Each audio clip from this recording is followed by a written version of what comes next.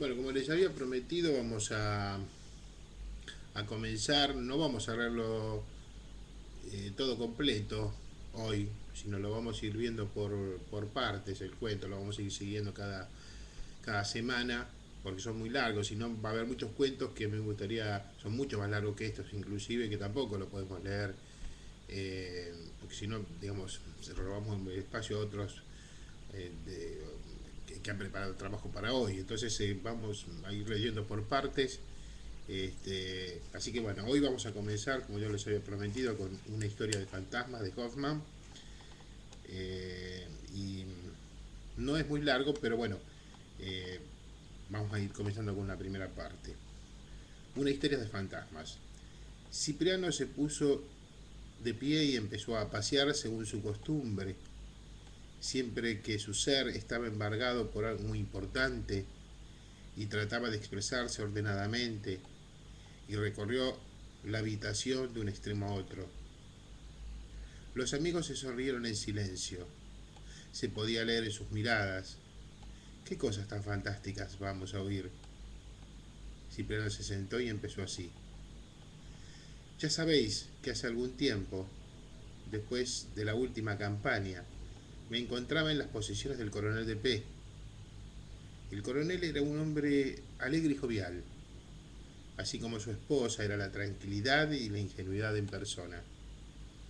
Mientras yo permanecía allí, el hijo se encontraba en la armada, de modo que la familia se componía del matrimonio, de dos hijas y de una francesa que desempeñaba el cargo de una especie de gobernanta.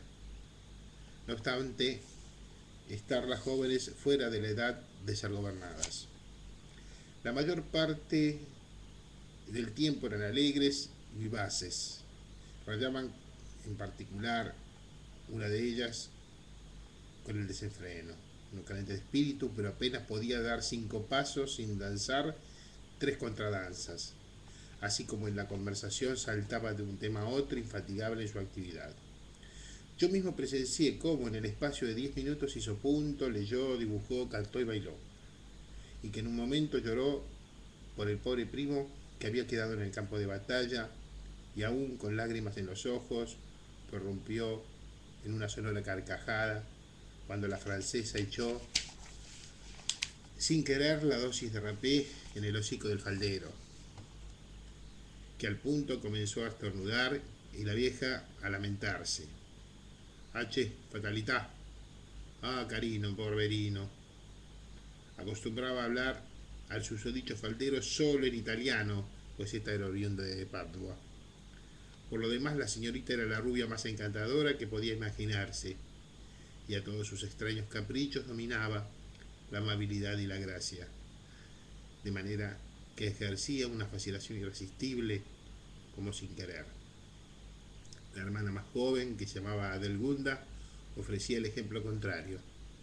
En vano trató de buscar palabras para expresaros el efecto maravilloso que causó en mí esta criatura la primera vez que la vi. Imaginaos la figura más bella y el semblante más hermoso, aunque una palidez mortal cubría sus mejillas y su cuerpo se movía suavemente, despacio, como acompasado andar, y cuando unas palabras ajenas musitaba, salía de sus labios entreabiertos y resonaba en el amplio salón. Se sentía uno estremecido por un miedo fantasmal. Pronto me sobrepuse a esta sensación de terror y como pudiese entablar conversación con esta muchacha tan reservada, llegué a la conclusión de que lo raro y lo fantasmagórico de su figura solo residía en su aspecto, que no dejaba traslucir lo más mínimo de su interior. De lo poco que habló la joven se dejaba traslucir una dulce feminidad, un gran sentido común y un carácter amable. No había huella de tensión alguna, así como la sonrisa dolorosa y la mirada empañada de lágrimas no eran síntomas de ninguna enfermedad física que pudiera influir en el carácter de esta delicada criatura. No resultó, Me resultó muy chocante que toda la familia, incluso la vieja francesa, parecían inquietarse en cuanto la joven hablaba con alguien y trataban de interrumpir la conversación y a veces de manera muy forzada.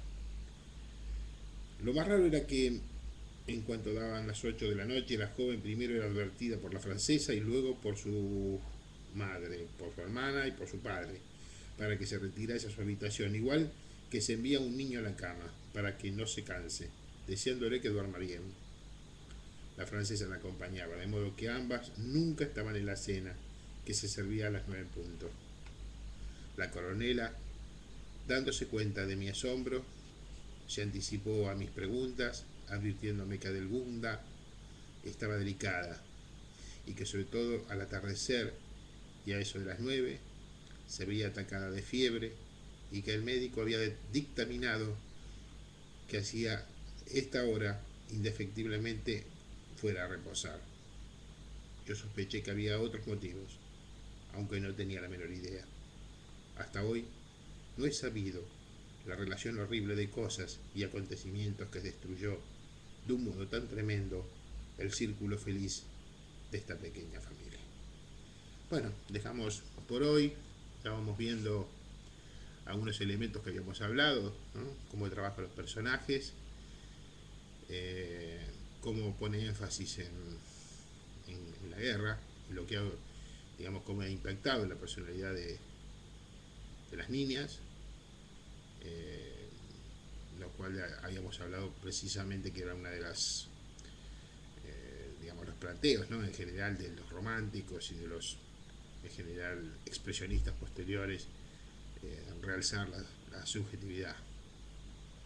Bueno, eso es todo por hoy.